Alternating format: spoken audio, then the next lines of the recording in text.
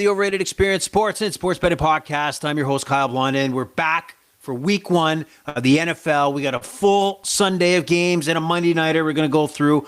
Now, in this podcast, what you're going to hear is week one picks against the spread and also a mix, a combo. I like to kind of do a separate podcast on this, but time has run out.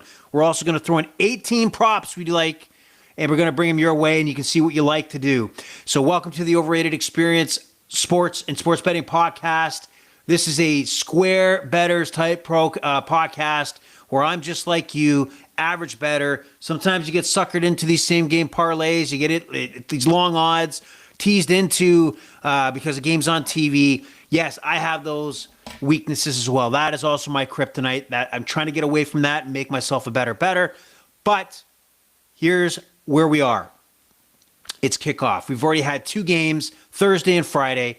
If you tuned in to our previous podcast, we covered the Eagles and Cowboys for Thursday, and we covered the Brazil game, Kansas City and LA. We'll go over a quick recap there. And also follow the Overrated Experience Sports and Sports Betting Podcast on X at Overrated EXPER2. That's Overrated EXPER2. Follow along. Let us know that you're there. Also on Instagram, Overrated Experience. And what else we got to do? We got a previous podcast that cover your survival pool prepness, that time is ticking for your pool to make that selection.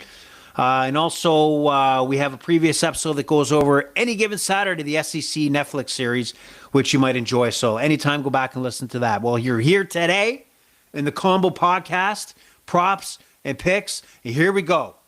So looking back a little bit, a couple days, Thursday night, I sat here and provided six props, six, maybe a little more. And by the end of that night, it went to shit. So not a good start. 0 for 6 on the props I put out there on Thursday. Almost canceled the podcast right then and there, but decided against it. But my quick thoughts on the Thursday nighter. You know, this game didn't go over. They had, 40-plus points and had a field goal in the second half, and it stayed under the mark.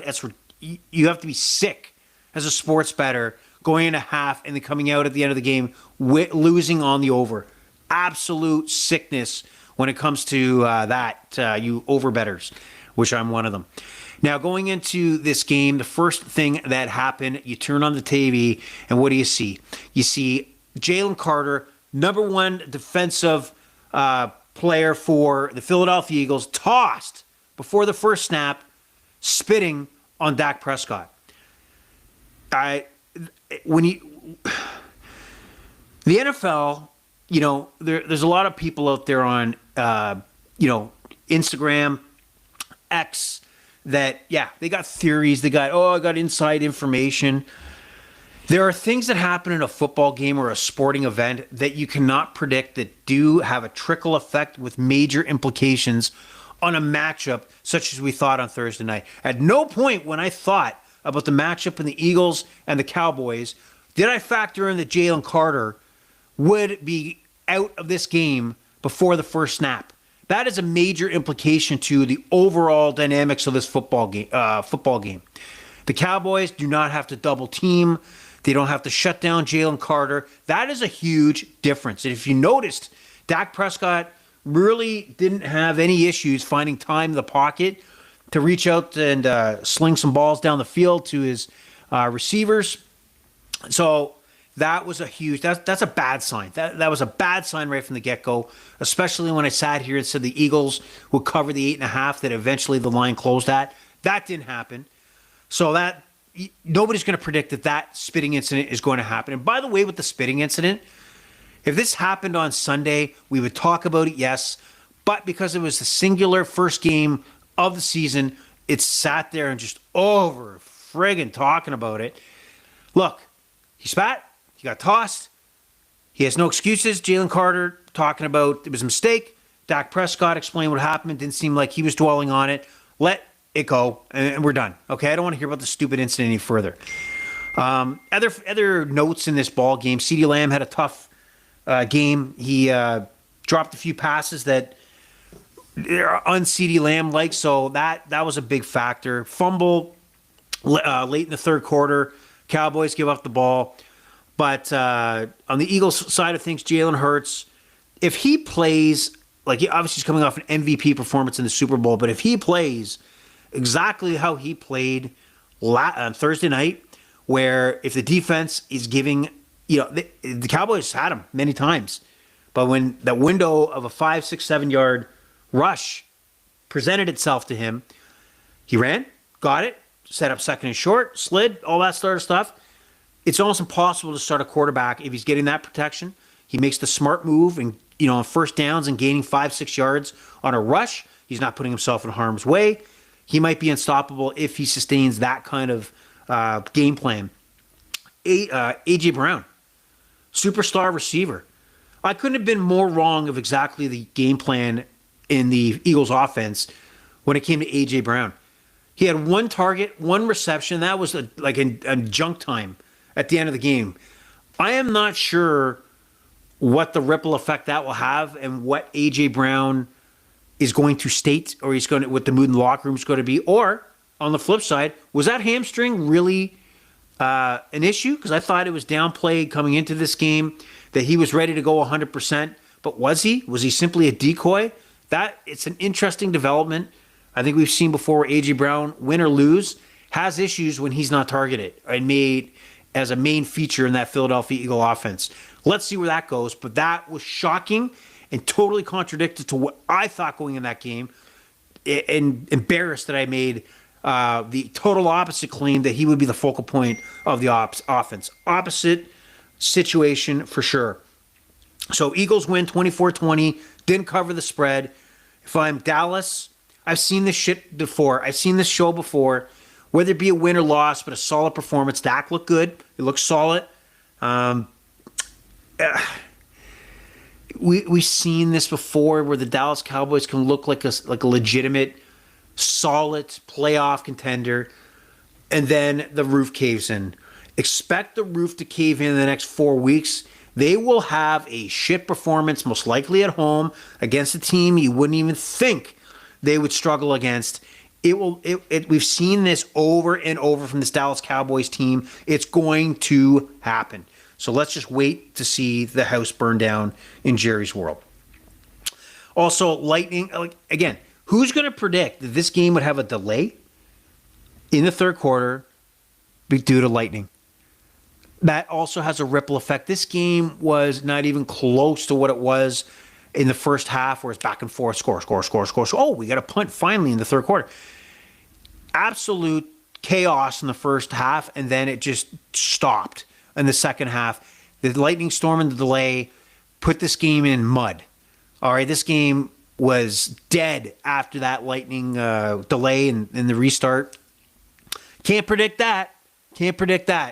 So, there's things that we'll never remember. The spitting incident, the rain delay, the fact, I think I heard somebody online talk about that prior to the game, that the Eagles had crushed the Cowboys in 2024, both games, but left out that Dak Prescott never played in those games. So watch out, dig a little deeper on some of the stats that people are just out there. I'll throw some stats out, sure. Take it for what it is. It is never a lock. Things happen during a football game that you cannot predict. So, going on to Brazil and Friday's game, Kansas City, technically the away team, and we have the home team, the LA Chargers. Things that stood out here, obviously the Chargers won this game. The Chargers were the better team. There is no way you can watch this matchup and talk about how this went down. They look really good. There is some, what's worthy to note on the Charger side of things is, Herbert was the focal point of the offense. The thought process that Jim Harbaugh would come out running with Hampton, the new rookie running back, and Najee Harris kind of spelling him off. But really, it was in the hands of Justin Herbert, and I think this was specifically because they're playing the Chiefs, and the game plan worked. Justin Herbert looked fantastic, threw over 300 yards, a couple touchdowns, great for my fantasy team as he's my fantasy quarterback. The things that I think you might want to keep an eye on is Amari Hampton, Running back, I think we're just seeing the tip of the iceberg of what he's going to do. He's got blazing speed. He will become more of a focal point of this offense to spell what Justin Herbert could do. So watch out. He was not maximized, but you could see the explosiveness in the yards he did obtain last night. Now, what is a red flag for the Chargers right now is that they gave up that score at the end of the first half to the Kansas City Chiefs that could have been detrimental and almost was, right? Almost was because Kansas City came back, right? And the fact that they couldn't manage the clock, where Hampton runs out, stops the clock, giving the Chiefs, I mean, if he doesn't run out of bounds, they control when that next play occurs. They control when they're, kicking that field goal or whatever. It was a mistake, almost a detrimental mistake. But they got lucky because at the end of the day, they won the game. Also, Jim Harbaugh allowed a delay of game penalty that could have pushed him out of field goal range late in that 2-minute drive, which I didn't expect would happen from a coach to the level of Jim Harbaugh. If that quarterback is not calling time, that sideline's got to get that time out in. So that they almost shot themselves in the foot. That's a mistake and cannot allow that to happen, especially if you're expecting to beat the Kansas City Chiefs, if you're expecting to contend in this division. You cannot make those strategic mistakes they did last night and almost lose. From the Kansas City Chiefs point of view, Patrick Mahomes used his legs a lot of rushing yards. He looked okay. I felt his receivers let him down a little bit. A lot of penalties. Chiefs got to be, kicking themselves, looking at, where they're starting on first down or second down, pushing back because of false starts. Rookie left tackle Simmons coming out of training camp was kind of the shining new toy that Andy Reid has on his offensive line. But maybe the first game jitters, but he really cost him a few times on some key penalties. Xavier Worthy left with a shoulder injury, which sucks because I had him as over the longest reception. So we don't know what his status is, but I think really severely hurt the Chiefs playbook. He was good for 4 or 5 situations where, Andy Reid could pull out the tricks and have explosive plays. And that leads me to believe that, going forward, if he's not available, now it feels that the Kansas City Chiefs do not have explosive receivers to utilize. I felt going in, they are stacked, on the wide receiver aspect, but now it just seems like without Worthy spelling that, that group with explosive plays, does Mahomes have the weapons to do what he needs to do? And, the running game wasn't memorable last night. Travis Kelce had 2 receptions, 1 touchdown, and a nice pass from Patty Mahomes. And maybe that's where their offense needs to start going, is that Kelce, if he's at the level that he was, which can he really be? I don't know, but I got to believe there's still some gas left in the tank where he could still be the exceptional offensive focus, and then everything else spreads out from there. The team has to focus on shutting down Travis Kelce. And if they can't, Mahomes can use the other folks out there out wide to damage his opponent. We'll see where Andy Reid takes this offense. But outside of that, Buckner missing that extra point was critical. I don't know how he comes out in the end of the first half, seconds to go, quick kick, hits it, no problem, and then misses that extra point. It's weird, we're going to forget that there was an extra point missed. We're going to forget about the Worthy injury. We're going to forget about a lot of things that paint the wrong picture of the narrative is going to be the Chiefs done. The Chiefs finished. They're old. They're not going to win the division. Now the Broncos are going to take over. Let's calm down. Let's remember that the Kansas City Chiefs won the Super Bowl 2 years ago after the first loss against the Detroit Lions opening the season. So they've been down this road before. They're in that Brady/Patriot situation where they're going to be week to week focused on, because everybody wants to see them fail. Everybody wants to believe that we will not turn on the tele in February and see Patrick Mahomes playing for another Super Bowl. But I'll tell you right now, you get that feeling before kickoff, Patty Mahomes is being interviewed, and he just has an aura to him that he's expecting to be in the Super Bowl. Where the Eagles give off the narrative, hey, we accomplished the Super Bowl, great. let's see what's going to happen going forward, where Patrick Mahomes and the Chiefs think that, all right, we lost, we'll be there 4 or 5 more times. There are very few quarterbacks outside of Tom Brady that can think that way. And that's what Patrick Mahomes that's how he thinks. And watch out. He'll put it together. Don't count the Chiefs out. Patty Mahomes is going nowhere. You just don't want him to be there. That doesn't mean he won't be there when the dust settles in February. All right? So mark that down. Now we get to week 1. Technically, we started week 1, but you know what I mean. The first Sunday, red zone commercials, which is garbage, but what are you going to do? The corporate world takes over. So what I'll do here is I will go through, I'll try to mix in the props and mix in the games as I go through to kind of all in one shot here instead of doing them separately. So here we go. I'm trying to use trending for props based on nothing because we're just beginning the season. But I'll do my best and try to give, for some of them, my reasoning, my thought process, and why I'm taking it. Here we go. The New York Giants and Russell Wilson era begins heading into Washington to take on the Commanders. And this line, at least when I looked at it, was 5.5 in favor of the Commanders. But it's right now on FanDuel and DraftKings. By the way, FanDuel and DraftKings are the two I will use as far as comparing spreads. I will advocate that you do want more than one book so that you can take advantage of the best odds out there. And believe me, when we talk props, there are significant differences depending on books you are with. All right. So we have the New York Giants, 6.5-point underdogs. Who do I like here? I'm going to go with the FanDuel plus 6.5, minus 120. Actually, they're all FanDuel in here. The props are going to be FanDuel and DraftKings. So 6.5. I see this as, that Russell Wilson charade, that fraud, where it's going to look pretty good in week 1. They're going to hang in there with the Commanders, divisional opponent, and people are going to walk away thinking, wow, that is a success because we didn't get blown out by Washington. So I think the Commanders win this game, but I think it's a little tighter than we think it might be. So 6.5, give me the Giants. As far as over-under, I think there's going to be some points in this game. I think Russ is going to throw down the field.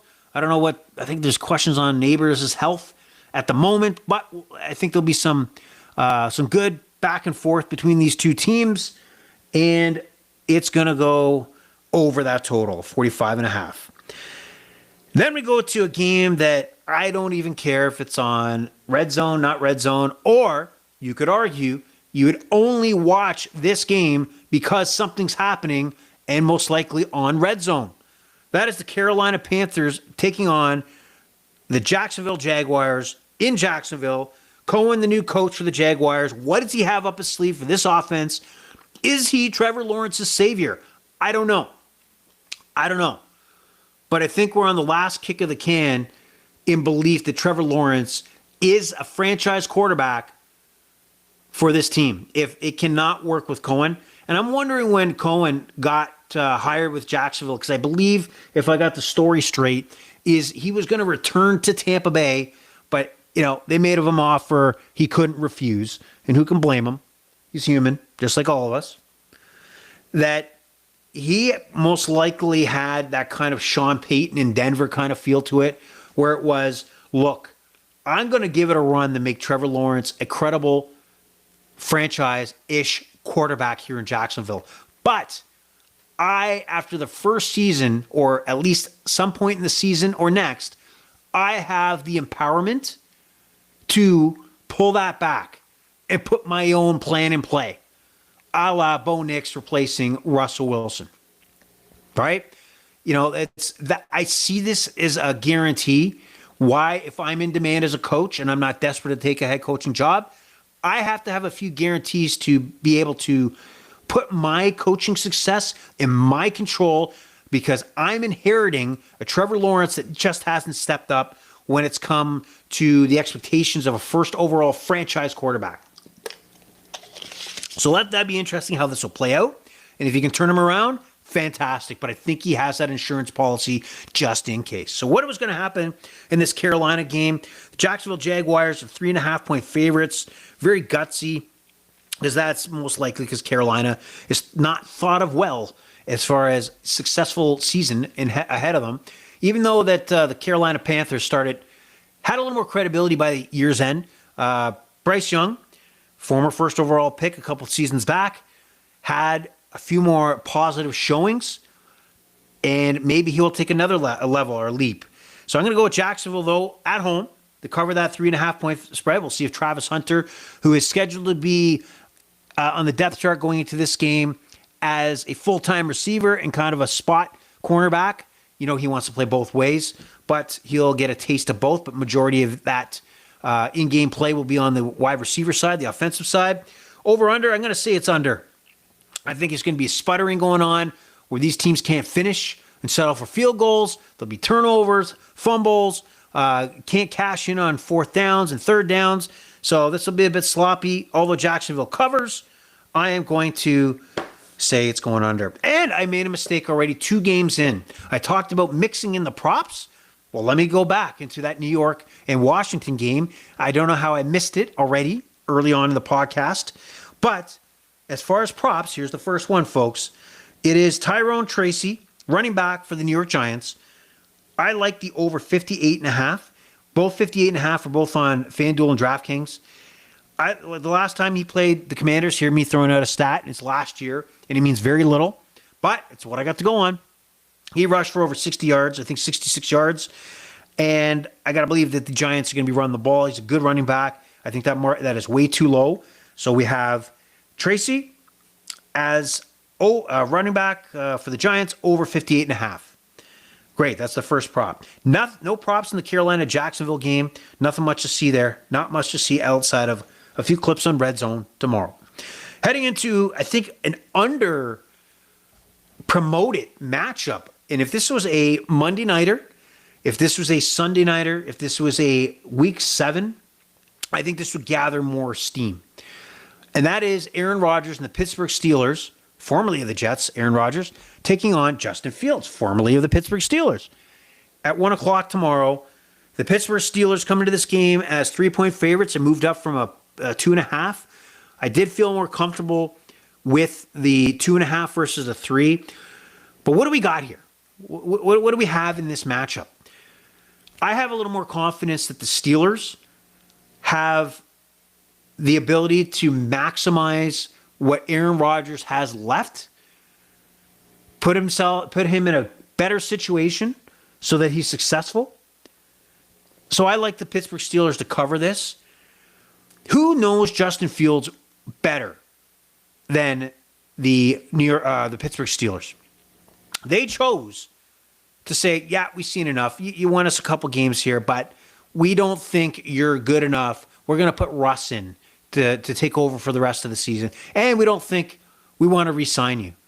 That tells me everything I need to know, that Justin Fields is potentially a journeyman quarterback, that for the next couple of years he'll find employment for teams that are transitioning, most likely to pick up that franchise quarterback in the following draft, whatever year that may be. I think he's effective. He might have a solid game here, but I do believe that the Pittsburgh Steelers know how to handle a Justin Fields. And God forbid that the Jets have to chase in this game where they're down by more than 2 scores and Fields has to go to the air. He just hasn't proven that he's got what it takes to lead a franchise in over a lengthy number of games to success. So I like the Steelers to cover the 3. Again, I would have loved it if it stayed at 2.5. I would have taken it. And I like this game. I'm leaning toward the under, and it's 37.5. Although probably wouldn't play the over/under in a matchup like this, but I do believe the scoring is going to be more one-sided on the Steelers side. Props to come out of this game. I got the Steeler team total, which was 20.5 on FanDuel, and now is at 19.5 on FanDuel. It's still at 20.5 on DraftKings at plus money. But if you like the 19.5, you like the Steelers at minus 130, I think they're the play. They'll score at least 24 points. Anything else? No, that was the only prop play in that one.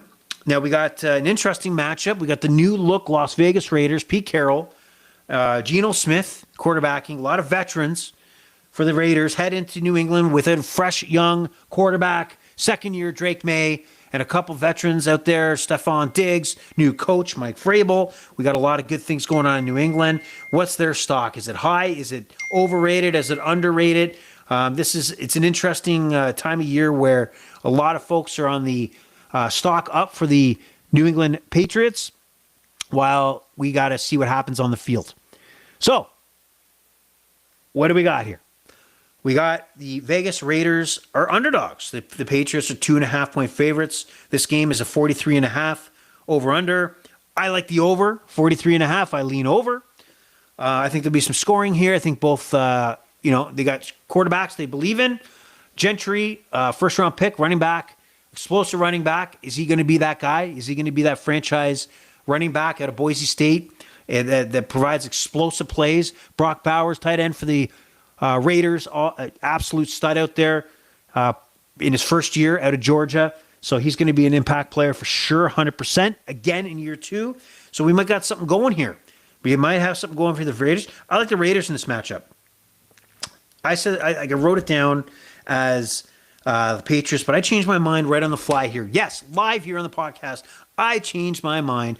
I'm going with Geno Smith and the Raiders to take out the Patriots tomorrow. Probably by a field goal. Doesn't matter as long as they get the win because they're in the plus. All right, and what I got here? I do have one prop. I have rookie running back Travion Henderson. I like the over 38.5. It's the best better out of the two websites. Minus 114. I think he's going to be a running back in committee, probably to kick it off, but expect a couple explosive plays from Henderson tomorrow.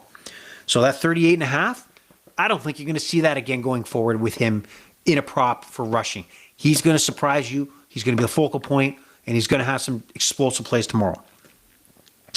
All right, we move on to Arizona, New Orleans, potential suicide pool pick or survivor pool pick. The Cardinals are 6.5-point favorites, minus 104 on FanDuel. Saints, Spencer Rattler, named starting quarterback. Where are the Saints going? They're definitely in that transition year. They're not going to win a lot of football games. They might, they might squeeze one out tomorrow, which I still doubt because Arizona's a pretty good team. They're in a bad scenario, guys. Let's not call it what it is. They're a train wreck. Expect them to be in the top 3 pick, looking for that next franchise quarterback.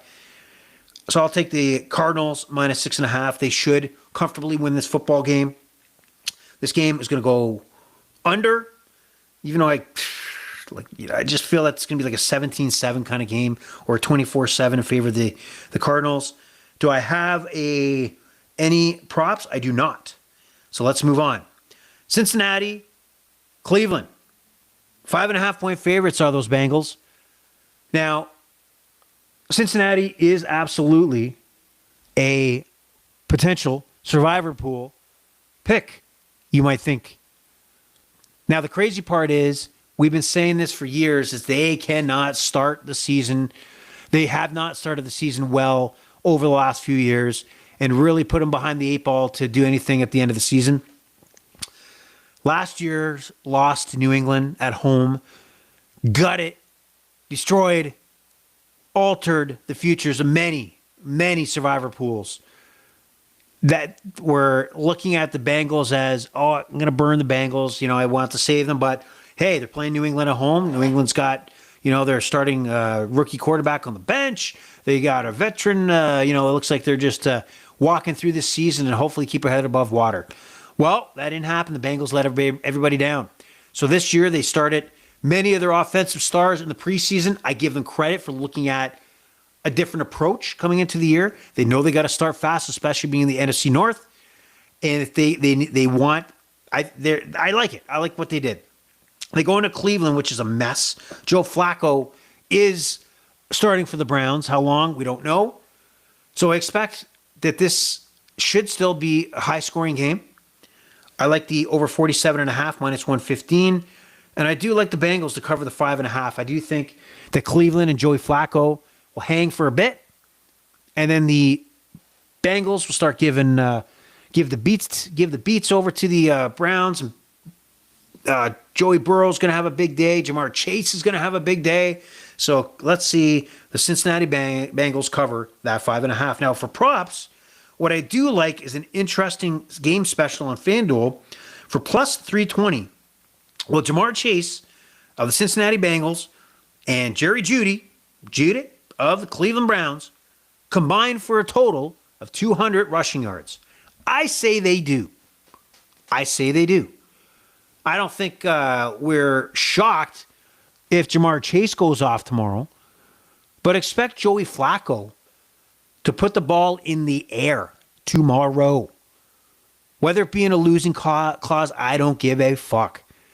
Because the fact is, he's going to put the ball in the air, and Jerry Jeudy is their best receiver. So look for a big game from both. And I think it's worth the juice. It's worth the squeeze at plus 320 to combine for 200 yards. Maybe it's a small play. Maybe it's a big play. But that's a play. All right? And Jamar Chase, 84.5 yards, both on DK and FanDuel, minus 114. Guys, look, in the prop world, you got to go with the focal points of the offense. You got to go with the guys that get the job done. So Jamar Chase, 6 games last year. Last 6 games, he was over 84.5 yards. Why would it change this time around? So I like that a lot.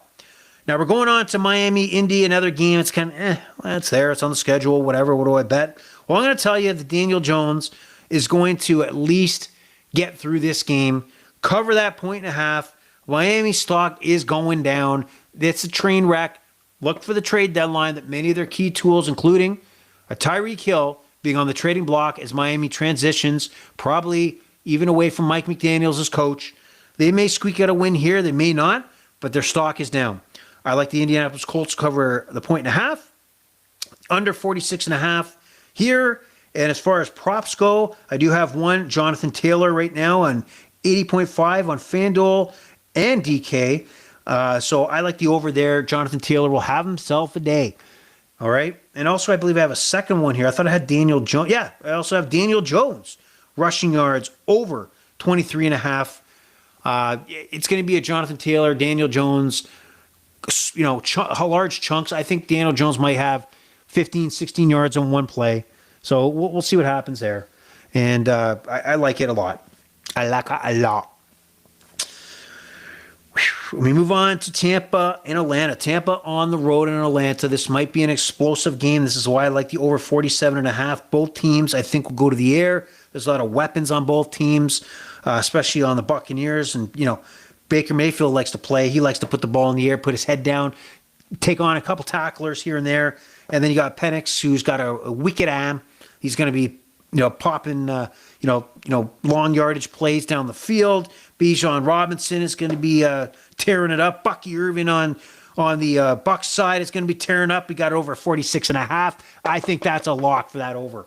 It's going to be explosive. We'll see what happens there. And I got to respect Tampa Bay. They are the better team. And you give me $1.50, only 1.5 that the Bucs have to cover, I'll take that.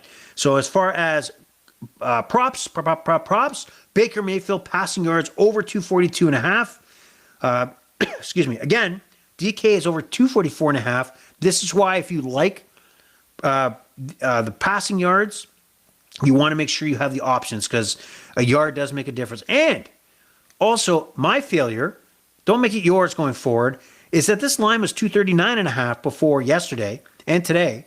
So I lost the opportunity to take Baker Mayfield over 239.5. Again, the prop market is very volatile. Keep an eye on it. Jump on something. Don't wait. But there's fluctuation. Sometimes it can help you. A lot of times it can burn you. And right now, I like the 242.5, but I would have loved the 239.5 much better. And also, Bucky Irving, running back who came on the scene last year for the Tampa Bay Buccaneers. He's got an over-under 70.5 on FanDuel, but DK has him at 68.5. Let's go with the 68.5 over for Bucky Irving's rushing total. Moving on to the Tennessee Titans and the Denver Broncos. Many people's lock of the week for your survivor pools, the Denver Broncos. They are 8.5-point favorites. The thought here is Cam Ward, first overall pick of the the Tennessee Titans. First game, Mile High, may not be the best place to start with that Denver D. But that's the cards that have been dealt for the Tennessee Titans and their rookie quarterback. Should Denver cover? Yes. Should Denver comfortably win? Yes. Would you be a son of a bitch if you decided for your survivor pools to take Cincinnati, take an Arizona, and hope to God that 80% of your survivor pools that have taken Denver fail tomorrow? You might. I'm thinking about it. I'm thinking about, is that my Cincinnati Bengal play from last year where you get a foot ahead, a major foot ahead, if the unthinkable happens in Denver tomorrow where the Tennessee Titans take the Broncos down? I don't think it's going to happen, but it's definitely enticing to maybe want to hedge your bets on some other play versus what everybody believes is the lock of the week.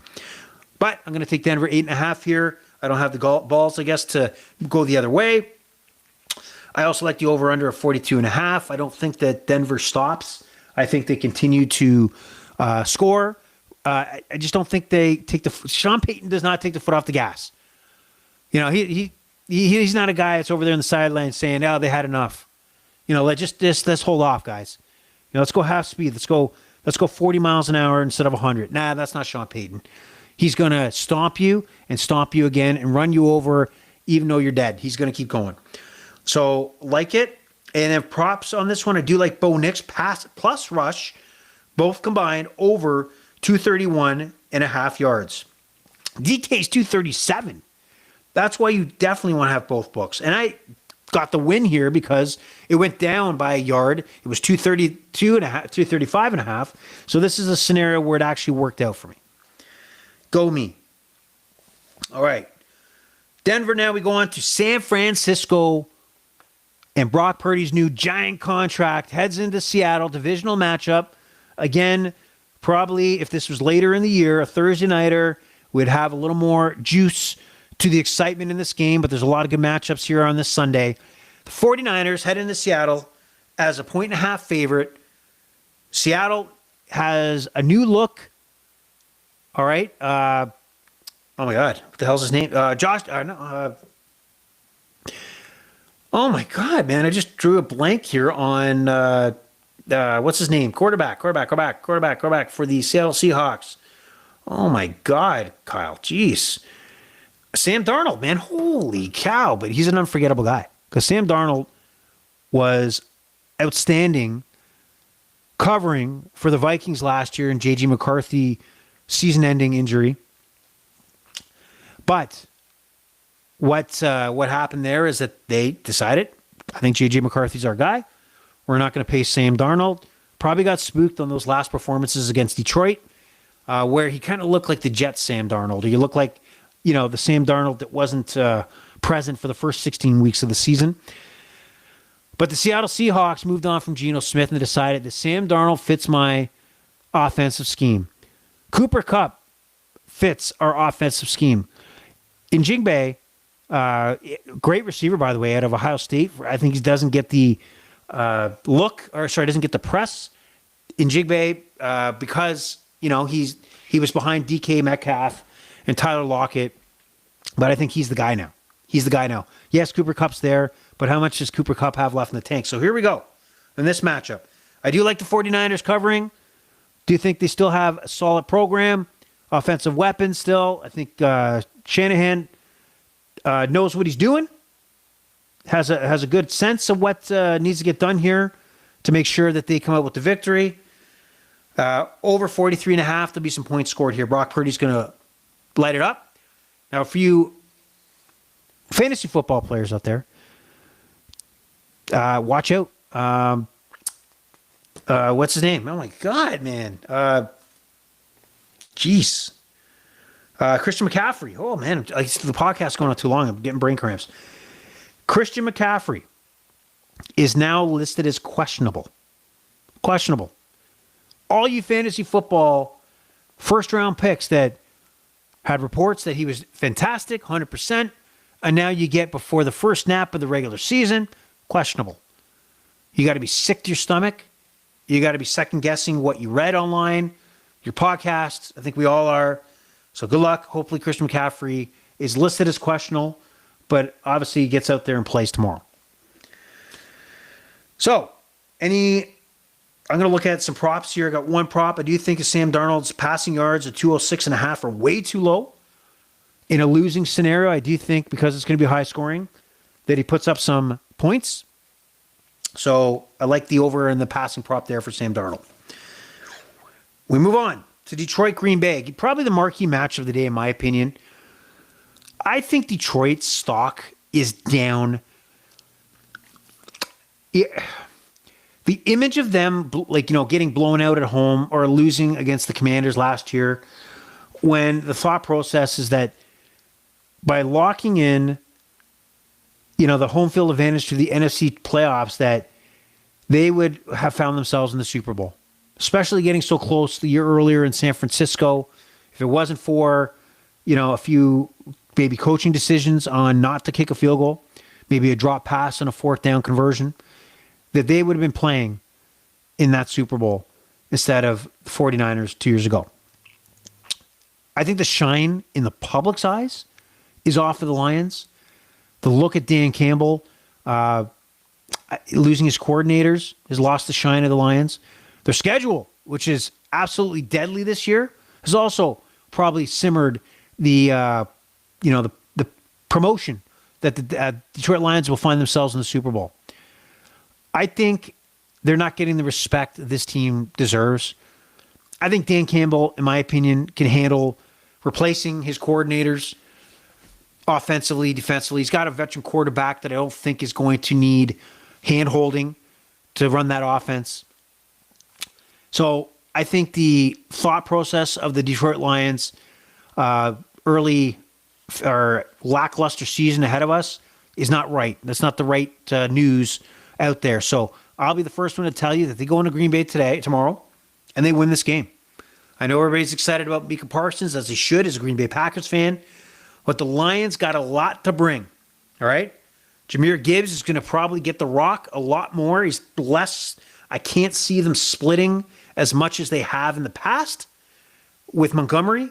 He's going to be more explosive, more receptions out of the backfield, a real difference maker, and then bam, focal point of the defense is going to be Gibbs, and that's where Goff can start hitting his weapons, Sintamar, and Williams, etc., Laporta, all that. I think it's going to translate to a win for the Lions, and I also like the over, shocking here, 47.5 in this ballgame. Sorry, it's plus 2.5. I'll take the 2.5 for the Lions. And then as far as props go, I like two Detroit props in both Jahmyr Gibbs. Jahmyr Gibbs rushing over 67.5. I'm going to take the DK one, which is 66.5 minus 112. And then receiving and rushing, I'm going to take over 94.5 on DK minus 112. The combination of both, I think he's going to be a weapon. I think he's going to be just explode this year. And then we move on to, it's kind of an interesting game. Houston, it's kind of like a bland, you have a steak with no seasoning, man. They got something there. Most likely take the division. But they go into a game against the Rams on the road, and they are 3-point underdogs. But how healthy is Matthew Stafford, right? How healthy is Matthew Stafford? Now, I like the Rams in this one to cover, but that is because of their, on defensive line. And what kind of running game do the Texans have without Mixon? I don't know. Is C.J. Stroud back to his old ways? Is he going to be that first-year C.J. Stroud? I don't know. But I'll tell you, they don't get it done here on the road. I like the under here, 43.5. I lean toward the under there. And as far as props, not much. Not much there. I'm just going to move on. Well, I said that the Lions-Packers was the game of the day, but maybe I got a little ahead of myself and I'm reminded when I turned my page to see the Baltimore Ravens taking on the Buffalo Bills. The Ravens season ended last year with a Mark Andrews drop in the end zone allowing Buffalo to move on to take on the Kansas City Chiefs, eventually losing. Both teams are in that situation where they have to solidify home field advantage, make one or the other come into their barn, make Kansas City go on the road, despite Kansas City proving they can win on the road anywhere. So this is an important game. Both teams are great regular season teams, but just haven't gotten the job done when it's come to reaching the Super Bowl. This is a heavyweight matchup. Over 50.5. I do like. I think there's going to be a lot of points scored here. The Ravens are 1.5 favorites. Maybe they are the better team from, if you looked at their roster, if you compared man to man on the roster. But Buffalo at home, I think Josh Allen. Think about it. Who'd you take, Lamar Jackson, Josh Allen? I would follow Josh Allen. And if I'm falling towards one quarterback over the other, playing at home, I'm going to take the Bills in this one. Not saying that the Ravens couldn't win this game. Very well could win this game. But the Bills were in Orchard Park last year in their current stadium before they move, and the Bills get the job done. Props in this game, I got 2. Josh Allen passing over 229.5. Minus 114. I like that. And I got to believe that after the drop pass that Mark Andrews had in the end zone, it wasn't a great throw, but that drop pass that really turned that game around. You got to think that Lamar Jackson is going out of his way to look for Andrews in the end zone tomorrow. So I like that anytime touchdown for Mark Andrews at plus 165. No, make it plus 175 on DraftKings. There you have it for Sunday. We go on to Monday. J.J. McCarthy, quarterback, former Michigan Wolverine, national champion, is going to get his debut against Caleb Williams, first overall pick 2 years ago, or last year, for the Chicago Bears. And new coach. Chicago's got hopes. But I do believe the Vikings get the job done here. They're a 1.5 favorite. This game goes over 43.5. The jury's out on Caleb Williams right now. He's got a lot of pressure as the savior for the Bears. Will it turn around under a new regime? Maybe. But I think the Vikings squeak this one out. And as far as parlay or props go, I got 2. I got Justin Jefferson over 77.5 yards receiving. He's simply your superstar. The Vikings' game plan is to make sure that Justin Jefferson gets the ball in his hands and makes things happen. Simple as that. Simple as that. So 77.5 yards, I'll take my chances with Justin Jefferson any day. Also, newly acquired Adam Thielen, over 3.5 receptions. It's over 2.5, but at high juice on DK at minus 165. I'm more comfortable at least 4 receptions. He's like the volume back. He's the volume receiver, right? Check down Adam Thielen. Check down Adam Thielen. Check down Adam Thielen. Put Thielen in a slot. He's the guy that's going to pick up the 3 yards here, 4 yards here. A couple, 10, 15 corner routes or out routes, but he's going to be the second, third choice on many of these plays. So as somebody double teams Justin Jefferson, let me check down to Adam Thielen. He's the safe choice, and I think it's good that we'll see him. 3.5, way too low for Adam Thielen. Well, you sat through it. Combo review of Thursday, Friday.